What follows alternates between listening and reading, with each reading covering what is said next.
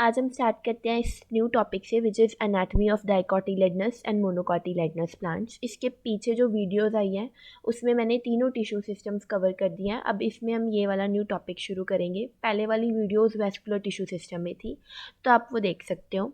तो सबसे पहले इस वीडियो में हम साथ में ही NCERT line to line word to word पढ़ेंगे और जो इंपॉर्टेंट पॉइंट्स होंगे उसमें हम नोट्स में स्टडी कर लेंगे दोबारा से, ताकि अच्छे से रिवीजन हो सके।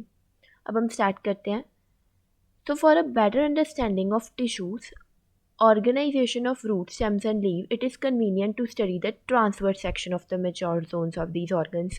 ये तुमको पता ही है, जब हमने अच्छे से डिटेल में स्टडी करनी होती है किसी प्लांट की, किसी एनिमल की, तो हम ट्रांसवर्स सेक्शन से अच्छे से स्टडी कर सकते हैं। हमें पूरा जो व्यू दिखता है, सभी चीज़ें, सभी पार्ट्स अच्छे से दिखते हैं। तो हम स्टार्ट करते हैं डाइकोटिलेडनस रूट से। हम क्या पढ़ रहे हैं? हम पढ़ रहे हैं anatomy of dicotyledonous and मोनोकोटिलेडनस plant. सबसे पहले हम रूट्स को पढ़ेंगे, स्टेम को और लीव्स को भी। तो स्टार्ट करते हैं सबसे पहले डाइकॉट्स की रूट्स से। Look at the figure this, it shows the transverse section of the sunflower root. The internal tissue organization is as follows. ये फिगर मैं आपको आगे दिखाती हूँ। The outermost layer is epiblema. Many of the cells of epiblema protrude in the form of unicellular root hairs. The cortex consists of several layers of thin-walled parenchyma cells with intercellular spaces. The innermost layer of the cortex is called the endodermis. पहले सबसे पहले हम इसको read कर लेते हैं, उसके बाद हम डायग्राम से इसको समझ लेंगे। तो यहाँ तक तो उन्होंने यही बताया कि हमारे पास आउटर मोस्ट जो डाइकॉट रूट की आउटर मोस्ट लेयर होती है उसको हम कहते हैं एपिब्लेमा। ये जो पिंक वाली लेयर है दिस इज़ द एपिब्लेमा। इसके बाहर इसके सेल्स से जो ये प्रोट्रूड हो रहे हैं इनको हमने क्या है, रूट हेयर्स। फिर उन्होंने क्या है, इसके नीचे हमारे पास क्या प्रेजेंट है, कॉर्टेक्स। कॉर्टेक्स के नीचे हमारे पास इनर मोस्ट लेयर प्रेजेंट है विच इज़ एंडोडर्मिस। तीन चीज़ें डिस्कस की, एपिब्लेमा, उसके रूट हेयर्स, फिर कॉर्टेक्स, फिर इनरमोस्ट लेयर एंडोडर्मिस। इतना क्लियर है?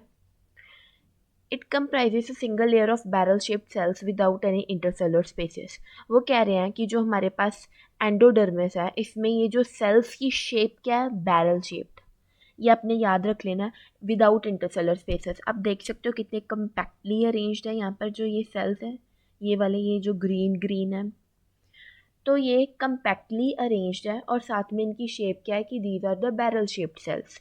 The tangential as well as radial walls of the endodermal cells have a deposition of water impermeable waxy material suberin in the form of Casparian strips। ये हमने पहले भी पढ़ा हुआ है कि एंडोडर्मिस में हमारे पास क्या प्रेजेंट थी, सुबेरिन स्ट्रिप्स। ये वैक्सी मटेरियल होता है जो लॉस ऑफ वाटर को प्रिवेंट करता है। ये हमने प्रीवियसली पढ़ा हुआ है ग्राउंड टिश्यू सिस्टम में।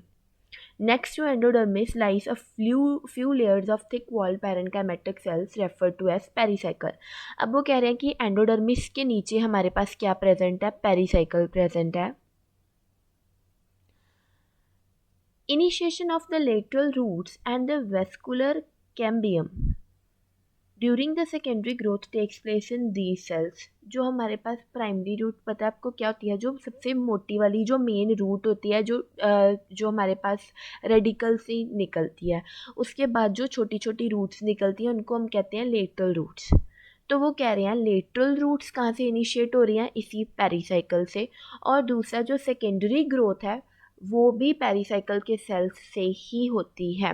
तो दो चीज़ें अभी हमने स्टडी की कि पेरिसाइकल के जो सेल्स हैं उन्हीं से ही हमारे पास लेटरल रूट्स डेवलप होती है और वही सेकेंडरी ग्रोथ ऑफ प्लांट में रिस्पॉन्सिबल है, सेकेंडरी ग्रोथ ऑफ रूट में रिस्पॉन्सिबल है, सॉरी।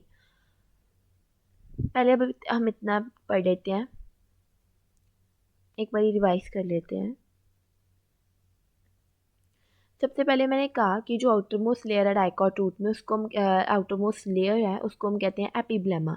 उसके ऊपर रूट हेयर्स होते हैं जो कि यूनिसेलर होते हैं। जो कॉर्टेक्स है वो लूज पेरेन्काइमा का होता है। ये तो क्लियर है। अब इस डायग्राम में देख लो, ये डाइकॉट रूट की एनाटमी है। ये जो डायग्राम है आप पैराग्राफ पढ़ने के बाद अगर इस डायग्राम को आप अच्छे से याद कर लोगे तो पैराग्राफ ऑटोमेटिकली आपके दिमाग में आ जाएगा। तो सबसे पहले हमने कहा था सबसे ऊपर वाली लेयर क्या थी, एपिब्लेमा, या जिसको हम एपिडर्मिस कहते हैं। रूट्स के केस में हम एपिब्लेमा बोल देते हैं। उसके बाद हमारे पास रूट हेयर्स प्रेजेंट है जो कि यूनिसेलुलर है। फिर हमने कहा था क्या कि एपिब्लेमा के नीचे हमारे पास क्या प्रेजेंट है, कॉर्टेक्स। ये क्या है, ये कॉर्टेक्स है। उसके बाद कॉर्टेक्स के नीचे क्या कहा था, inner most layer endodermis. Endodermis में मैंने क्या पढ़ाया था, क्या प्रेजेंट होती है, कास्पेरियन स्ट्रिप्स या सुबेरिन स्ट्रिप्स। सुबेरिन क्या, एक वैक्सी मटेरियल है जो लॉस ऑफ वाटर को प्रिवेंट करता है। खत्म।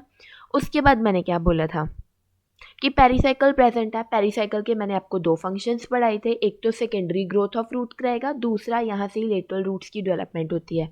ये भी डन। उसके बाद ये नीचे हमने पहले भी पढ़ा है, बस इतना ध्यान रख लो, रूट के केस में मैंने पहले भी पढ़ाया था, R for root, R for radial. Radial arrangement होगी जाइलम और फ्लोएम की। बाकी आपको मैंने वेस्कुलर टिश्यू सिस्टम में इसका पढ़ा दिया है, बट स्टिल मैं रिवाइज करा देती हूँ। इसको हमने कहा था पिथ, दीज आर पिथ रेस, या हम इसको मेड्यूला, इसको मेड्यूलरी रेस बोल सकते हैं। ये हमारे पास वेस्कुलर बंडल्स है, जाइलम एंड फ्लोएम। फिर इस पूरे एंडोडर्मिस से लेके ये यहाँ तक, इस रीजन को हम क्या कहते हैं, स्टील। डन। ये डायग्राम क्लियर है।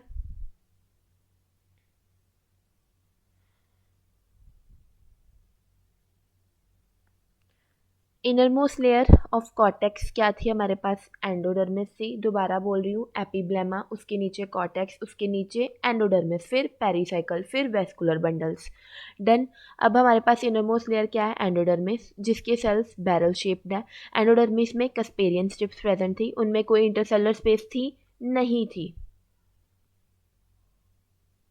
ये देख लो, कोई मैंने स्पेस बनाई है इनमें, नहीं। कब हमेशा याद रखना है, चाहे कोई भी टिश्यू सिस्टम पढ़ लो, जहाँ एंडोडर्मिस है उसमें इंटरसेलुलर स्पेसेस नहीं प्रेजेंट है, उनके सेल्स में इंटरसेलुलर स्पेसेस नहीं होती। Pericycle initiate lateral roots and vascular cambium, जो कि क्या कराएगा, सेकेंडरी ग्रोथ कराएगा, या कह सकते हैं सेकेंडरी जाइलम एंड फ्लोएम को प्रोड्यूस करेगा।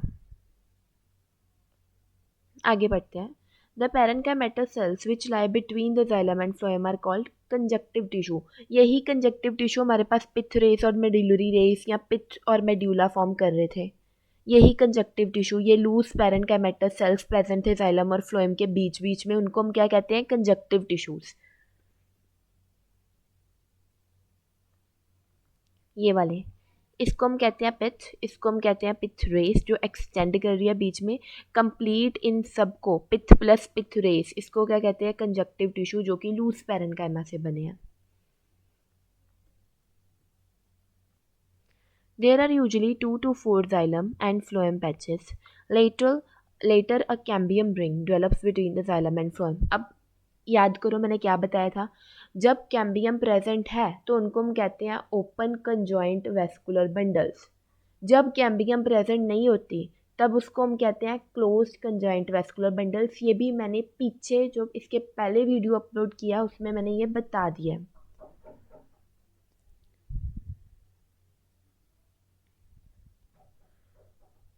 आगे, all tissues on the inner side of the endodermis, such as pericycle, vascular bundles, and pith, constitute the stele. यहाँ से लेके यहाँ तक आपको समझ आ गया है क्योंकि मैंने पहले ही डायग्राम में बता दिया है। ये वाला, ये पोर्शन वो कह रहे हैं एंडोडर्मिस से लेके यहाँ तक, ये पूरा पोर्शन जिसमें हमारे पास एंडोडर्मिस, पेरिसाइकल, पिथ रेस, वेस्कुलर बंडल्स, पिथ, ये सब कुछ आ रहा है, इसको क्या कहते हैं, स्टील।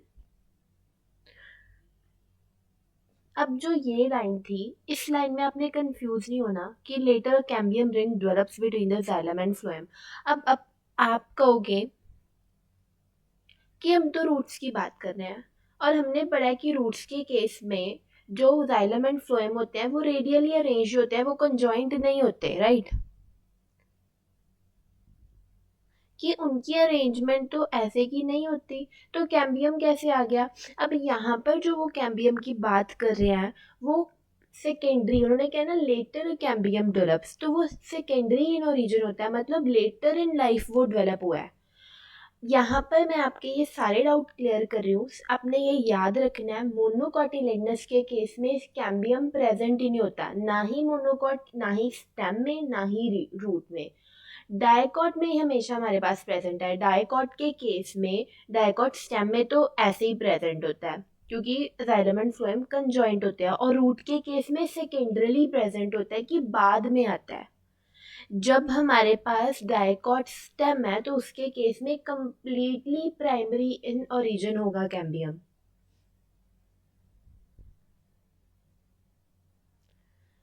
दोबारा देखो, later a cambium ring develops between the xylem and phloem. हम क्या पढ़ रहे हैं? Dicot root. मैं ये बताना चाहती हूँ कि हमें ये डाउट, आपको डाउट आएगा कि रूट के केस में तो कंजॉइंट होता ही नहीं है, तो कैम्बियम कहाँ प्रेजेंट होगा, कहाँ पर होगा? आपको लगेगा कि नहीं, डायकॉट रूट कंजाइंट होता है, रेडियल होते हैं, मतलब कैम्बियम प्रेजेंट ही नहीं है, क्योंकि हमने फिगर में देखा कि वो जाइलम और फ्लोएम के बीच में होता है। पर ऐसा नहीं है। आपने ये याद रखना है, मोनोकॉट्स के केस में तो कैम्बियम प्रेजेंट ही नहीं होता, तो उनको पहले ही हटा दो। डायकॉट के केस में होता है। अब डायकॉट स्टेम के केस में जैसे मैंने अभी फिगर दिखाई है वैसे ही प्रेजेंट है, और वो जो कैम्बियम है वो कंप्लीटली प्राइमरी इन ओरिजिन है, मतलब बर्थ से प्रेजेंट है।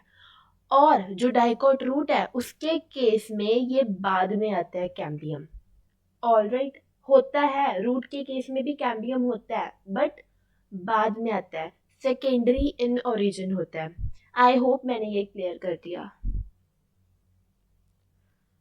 तो ये मैंने आपको पहले ही बता दिया एनाटॉमी ऑफ डायकॉट रूट। ये क्या थी? एपिब्लेमा। हमने कहा था कि एपिडर्मिस हम स्टेम के केस में वर्ड यूज करते हैं, हम यहाँ एपिब्लेमा बोलते हैं। ये था उसके रूट हेयर्स। उसके नीचे हमारे पास कॉर्टेक्स आती है, वो आपको पता है लूस पैरेन्काइमा की बनी होती है। फिर एंडोडर्मिस आती है, जिसमें हमने रूट के केस में क्या पढ़े हैं? वैक्सी स्ट्रिप्स, यहाँ केस्पेरियन स्ट्रिप्स या सुबेरन स्ट्रिप्स, जो कि लॉस ऑफ वाटर या कोई पैथोजन इन्फेक्ट ना कर दे रूट को, तो वो चीज़ देखते हैं। उसके बाद हमारे पास नीचे आता है पेरिसाइकिल। हमने क्या पढ़ा था? पेरिसाइकिल के दो फंक्शंस होते हैं, एक तो यहाँ से ही लेटरल रूट्स इनिशिएट होती है, दूसरा ये वेस्कुलर कैम्बियम फॉर्म करता है। अब आप देख लो। और दूसरा में क्या पढ़ा था कि ये वेस्कुलर कैम्बियम प्रोड्यूस करता है। तो अब आपको क्लियर होगा कि जो हमने पीछे पढ़ा है कि डायकॉट रूट के केस में जो कैम्बियम होता है वो सेकेंडरी इन ओरिजिन होता है, लेटर इन लाइफ प्रोड्यूस होता है। तो वो कौन प्रोड्यूस कर रहा था? पेरिसाइकिल। पेरिसाइकिल है जो डायकॉट रूट के केस में कैम्बियम बाद में प्रोड्यूस करेगा। उसके बाद ये हमारे पास वैसे ही वेस्कुलर बंडल्स हैं। फिर हमने पढ़ा यहाँ से लेके यहाँ तक इस रीजन को हम स्टील कहते हैं। अब हम पढ़ रहे हैं, हमने डायकॉट रूट क्लियर, अब हम पढ़ते हैं मोनोकॉटिलेडनस root. The anatomy of the monocot root is similar to the dicot root in many respects. It has epidermis, वहाँ पर थी, cortex वहाँ भी था, endodermis वहाँ पर भी थी, pericycle, vascular bundles and pith. As compared to the dicot root, which have fewer xylem bundles, there are usually more than 6 xylem bundles in the monocot root. अब ये देख लो, जब वो कह रहे हैं कि डायकॉट रूट के केस में हमारे पास सिर्फ थोड़े से जाइलम बंडल्स प्रेजेंट होते हैं, बट मोनोकॉट रूट्स के केस में हमारे पास more than 6 xylem bundles present होते हैं, उसको क्या कहते हैं? पॉलीआर्क। जब हमारे पास मोर देन 6 बंडल्स प्रेजेंट होंगे, जाइलम बंडल्स प्रेजेंट होगी, तो उसको हम कहते हैं polyarch. Pith is large and well developed. दूसरा डिफरेंस क्या है कि इसके केस में पिथ क्या होता है? लार्ज। पिथ क्या था? पिथ मैंने पढ़ाया था, जो बीच में बंडल्स के बिल्कुल सेंटर वाला पोर्शन होता है, जिससे पिथ रेस आगे एक्सटेंड होती है, वो जो बीच वाला पोर्शन है उसको कहते हैं पिथ। वो कह रहे हैं कि पिथ क्या है? लार्ज है and well developed. Monocotyledonous roots do not undergo any secondary growth. अब क्यों? ये आपको पता चल गया। वेस्कुलर कैम्बियम तो प्रेजेंट ही नहीं है, सेकेंडरी ग्रोथ किसने करवानी है? मैंने दोबारा रिपीट कर रही हूँ, मोनोकॉट्स के केस में वेस्कुलर कैम्बियम प्रेजेंट ही नहीं होता, वही तो है सेकेंडरी ग्रोथ के लिए रिस्पॉन्सिबल। तो वो है नहीं, तो सेकेंडरी ग्रोथ होगी नहीं। ये वाला पैराग्राफ क्लियर है? अब इसमें जो मेन हमने पढ़ा कि पॉलीआर्क होगा, मतलब कि मोर देन 6 जाइलम बंडल्स होते हैं, अनलाइक डायकॉट रूट्स जिसमें सिर्फ थोड़े से होते हैं। और मोनोकॉट रूट में सेकेंडरी ग्रोथ नहीं होती। क्यों? क्योंकि कैम्बियम मोनोकॉट्स के केस में प्रेजेंट ही नहीं होता। अब हमारे पास monocot root, dicot root clear. अब हम पढ़ेंगे डायकॉट स्टेम, इसके बाद हम पढ़ेंगे monocot stem. The transverse section of the typical young dicotyledonous stem shows that the epidermis is the outermost protective layer of the stem. पहली बात उन्होंने क्या किया है कि आउटर मोस्ट लेयर कौन सी होती है, स्टेम की एपिडर्मिस। First point clear. फिर covered with a thin layer of a cuticle, ये भी हमने पीछे पढ़ लिया कि एपिडर्मिस के ऊपर हमारे पास थिन लेयर, एक लेयर होती है, एक वैक्सी लेयर होती है क्यूटिकल, जो कि एक्सेस लॉस ऑफ वाटर को प्रिवेंट करती है, ये मैंने पढ़ा दिया था। और उसके ऊपर हमारे पास ट्राइकोम्स प्रेजेंट होते हैं, ये भी देखा था कि रूट्स के केस में हम उनको कहते हैं रूट हेयर्स, स्टेम के केस में हम उनको क्या कहते हैं, trichome. And few stomata, the cells arranged in multiple layers. अब जिसको ये ऊपर वाला नहीं या मतलब पता चला तो आप मेरी पहले वाली वीडियोस देख लो, उसमें मैंने अच्छे से बता दिया रूट हेयर्स क्या है, ट्राइकोम क्या, ऊपर ये जो एपिडर्मिस वगैरह हमने पहले पढ़ लिया है। The cells arranged in the multiple layers between epidermis and pericycle constitute cortex. उसके बाद ये भी आपको पता है ना, एपिडर्मिस और पेरिसाइकल के बीच में कॉर्टेक्स प्रेजेंट होता है, मैं आगे डायग्राम दिखा दूंगी।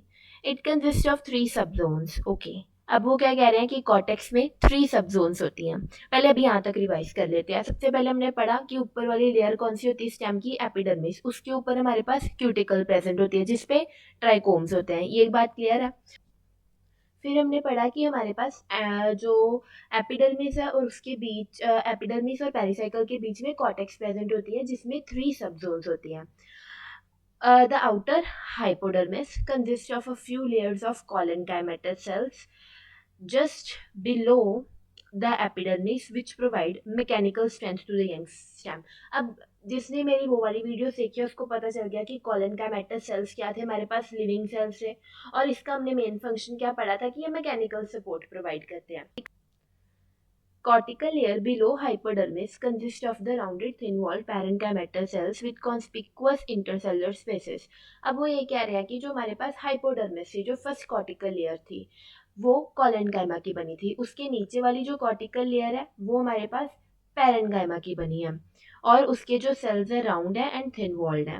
The innermost layer of the cortex is called the endodermis.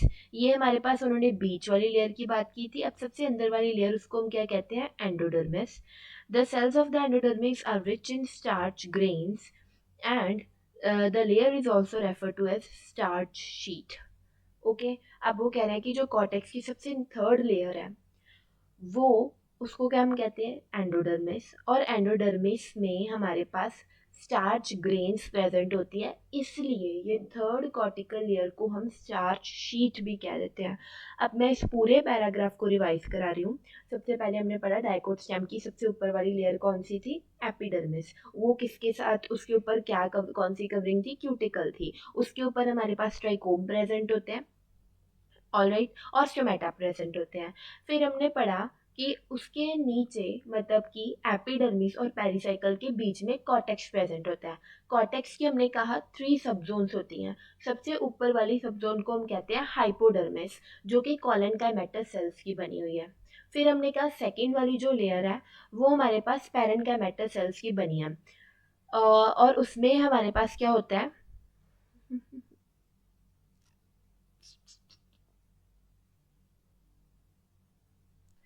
उसमें हमने तो सबसे पहले हमने पढ़ा जो आगे,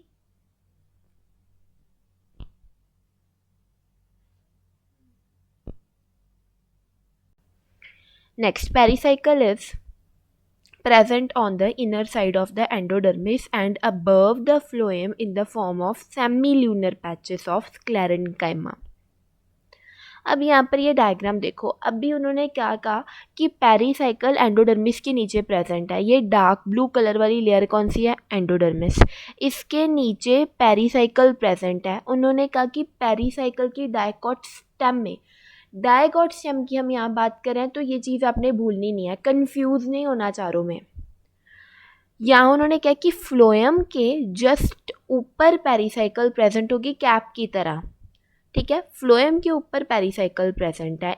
उन्होंने यहाँ पर वर्ड क्या यूज़ किया, सेमील्यूनर पैच की तरह, और ये बनी किसकी है, स्क्लेरेन्काइमा की।